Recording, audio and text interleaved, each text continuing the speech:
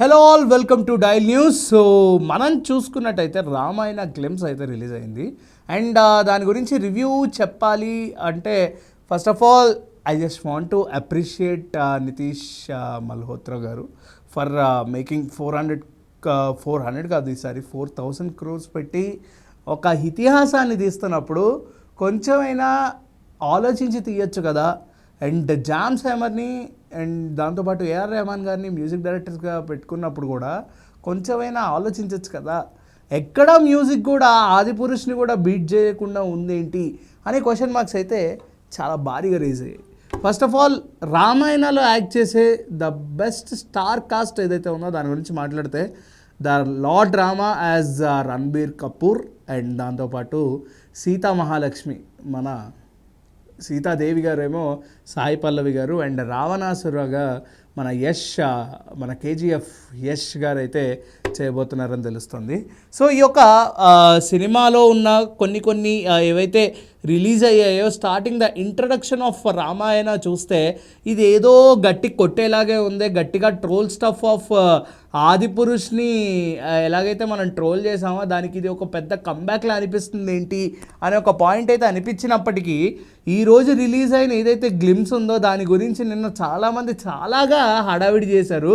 ఇది ఇలా ఇలా ఇలా ప్రభాస్ గారిని మళ్ళీ ట్రోల్ చేసే అవకాశం వస్తుంది, ఎందుకంటే ఆదిపురుష్లో రాముడిగా ప్రభాస్ గారు సరిగ్గా పిక్చరైజ్ చేయలేకపోయాడు ఓం రావుత్ అని ప్రతి ఒక్కళ్ళు మాట్లాడిన మాటలకి ఈరోజు ఆ వచ్చిన గ్లిమ్స్ ఏదైతే ఉందో దాని మీద ఎక్స్పెక్టేషన్స్ పెరిగిపోవడం వల్ల ఏంటో తెలియదు కానీ ఆ గ్లిమ్స్ అయితే ఎక్స్పెక్టేషన్స్కి రీచ్ అవ్వలేదు.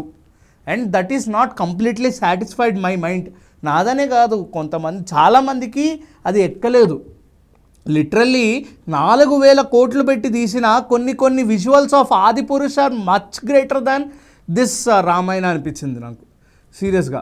బట్ దీన్ని నేను ఎప్పుడు డిగ్రేడ్ చేయను. And the star cast and అంటే ఒక 10,000 మంది ఈ సినిమాకి పనిచేశారని కూడా ఇందాక నితీష్ మల్హోత్రా గారు ఒక ప్రెస్ మీట్లో, ఆ రామాయణ ప్రెస్ మీట్లో ముంబైలో అయితే చెప్పడం జరిగింది.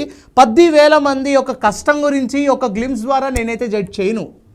అండ్ అలా అని ఒక ఎక్స్పీరియన్స్ని కల్పించిన ఆ ఎక్స్పీరియన్స్ కరెక్ట్గా రీచ్ అయిందా, డిజర్వ్ అయిందా అంటే నాకైతే కంప్లీట్గా డిజర్వ్ కాలేదని చెప్పాలి. అండ్ రాముడిగా ఆ ఒక్క షార్ట్స్ ఏవైతే ఉన్నాయో అందులో ఒక్కొక్క 1 or 2 షార్ట్స్ అయితే కంప్లీట్గా ప్రభాస్ గారిని ఆదిపురుష్ని గుర్తు చేశాయని చెప్పొచ్చు.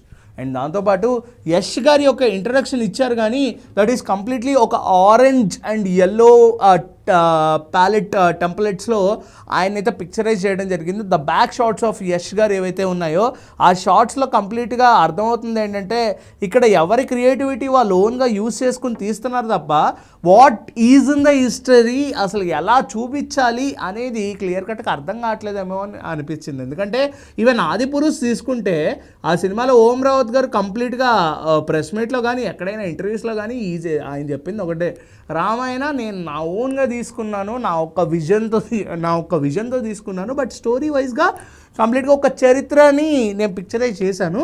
బట్ ఆ చరిత్ర అనేది కంప్లీట్గా బాల్యకాండం నుంచి యుద్ధకాండం వరకు అయితే ఉండదు. నా యొక్క విషయంలో ఎక్కడి నుంచి ఎక్కడి వరకు అని క్లియర్గా ఇన్ఫర్మేషన్ ఇచ్చారు. ఎక్కడైతే ఆ లక్ష్మణ్ రేఖ గీస్తారో దాని ముందు దగ్గర నుంచి ఎట్ ద ఎండ్ వరకు ఆయన అయితే చూపించారు. But what are this colour palettes and ఈ యొక్క హిస్టరీని చూపిస్తున్నప్పుడు ఈ బుక్స్లో ఉన్నట్టుగా ఒకసారి చూపిస్తే హిస్టరీ ఇలాగే ఉంటుంది కళ్ళకు కట్టినట్టు. అంటే మనం వింటూనే ఉంటాం తప్ప ఊహల్లో ఇమాజినేషన్లో దాన్ని ఆలోచించుకోవడమే తప్ప రామాయణం నిజంగా జరిగితే ఇలాగే ఉండేది అని ఎవరు చూపించలేకపోతున్నారు. అండ్ ఆ గ్లిమ్స్లో అంటే ఇప్పుడు మనం సినిమా ఇంకా రాలేదు, we have no right to judge a cinema. అంటే ఒక రామాయణ అనే ఒక గొప్ప ఫిలింని మనం జడ్జ్ చేయాల్సిన అవసరం లేదు. అండ్ నాకు కూడా అంత వయసు ఏం లేదు. But this is just an opinion. Why? Because ఇప్పుడు ఆదిపురుష్లో చూసుకుంటే లంకా నగరాన్ని కంప్లీట్గా డార్క్ చేసి ఒక బూత్ బంగ్లాలా చూపించారు. అండ్ దాంతోపాటు ఇప్పుడు చూసుకుంటే ఇది కంప్లీట్గా ఎల్లో అండ్ ఆరెంజ్ ప్యాలెట్స్తో తీసి ఆ యొక్క షార్ట్స్ ఏవైతే ఉన్నాయో కంప్లీట్గా రావణాసురుడి షార్ట్స్ ఏవైతే ఉన్నాయో కొంచెం విలనిస్టిక్గా చూపిస్తున్నారు. But this is not a hero villain story కదా.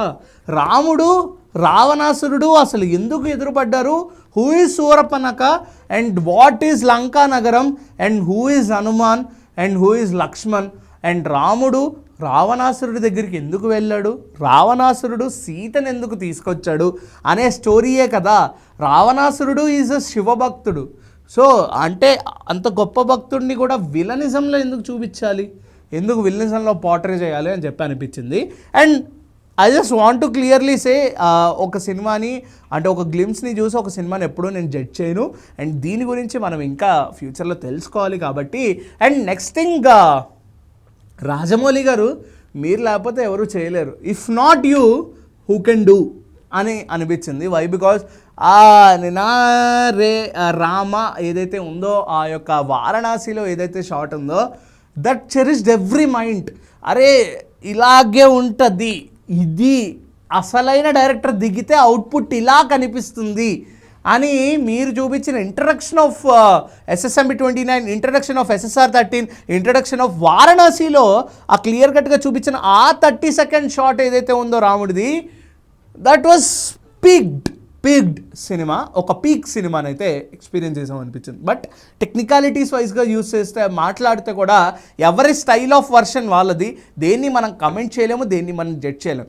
If you want to say, if you want to speak anything, this is completely an opinion, this is not an judgement అనేది క్లియర్ కట్గా చెప్తా. And ఈ రామాయణకి clear కట్గా చెప్పాలంటే ఇది musical వైజ్గా కూడా కంప్లీట్గా ఫ్లాప్ అని చెప్పొచ్చు. అంటే మ్యూజిక్ నాకేం ఎక్కలేదు.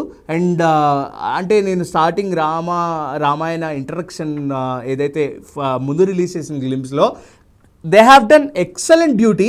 బట్ అజయ్ అటుల్ గారు ఆదిపురుష్లో చూస్తే ఆ యొక్క మ్యూజిక్ ఎంత బాగుండేది, మరి ఇదేంటి ఇలా ఉంది అనిపించింది. But picturisations were too top notch. Nitish Malhotra గారు ఇరక్కొట్టేసారని చెప్పాలి.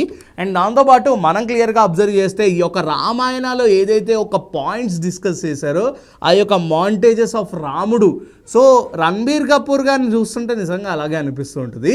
But even I want to సే, మీకు ఎంతమంది ఉన్నా ఇక్కడ బాబు ఉన్నాడు, ఇక్కడ ప్రభాస్ రాజు ఉన్నారు. సో ఇఫ్ రణబీర్ కపూర్ గారి ప్లేస్లో ప్రభాస్ గారిని చూస్తుంటే ఇది ఎంతవరకు కలెక్ట్ చేసేదో మీ ఊహకే వదిలేస్తున్నా. కాబట్టి మీకు ఎలా అనిపించింది ఈ యొక్క రామాయణ గ్లిమ్స్ అనేది? ఇది హిస్టరీని ఆదర్శంగా తీసుకుని, హిస్టరీని యూజ్ చేసుకుని ఈ యొక్క సినిమా యొక్క గ్లిమ్స్ అయితే రిలీజ్ చేశారు అనిపించిందా, లేదా ఏమైనా డిఫరెంట్గా కనిపించిందా, లేకపోతే మ్యూజిక్ ఏమైనా మిమ్మల్ని హిట్ చేసిందా, లేకపోతే ఫ్లాప్ చేసిందా అనేది కూడా ఖచ్చితంగా కిందైతే కమెంట్ చేయండి. But this is an review, this is not a judgement, this is an opinion. మీ ఒపీనియన్ కూడా ఖచ్చితంగా తెలియజేయండి. అండ్ ఈ యొక్క జడ్జ్మెంట్ అనేది సినిమా వచ్చిన తర్వాత మనం మాట్లాడాలి. అండ్ 4,000 crores 10,000 members యొక్క హార్డ్ వర్క్ అనేది అక్కడ కోల్పోకుండా మనం ఈ సినిమాని అంటే క్షుణ్ణంగా పరిగణించాలి. ఎందుకంటే ఇటువంటి సినిమాలు మనం ఎక్కడ తప్పు చెప్పినా కొన్ని జీవితాలు, కొన్ని వేల జీవితాలు నాశనం అయిపోతాయి. కాబట్టి ఆ కోరిక ఎవరు కోరుకోకుండా ఈ యొక్క గ్లిమ్స్ ఎలా అనిపిస్తుందో ఖచ్చితంగా కిందైతే కమెంట్ చేయండి. అండ్ దాన్ని keep watching dial news. This is Karthik signing off.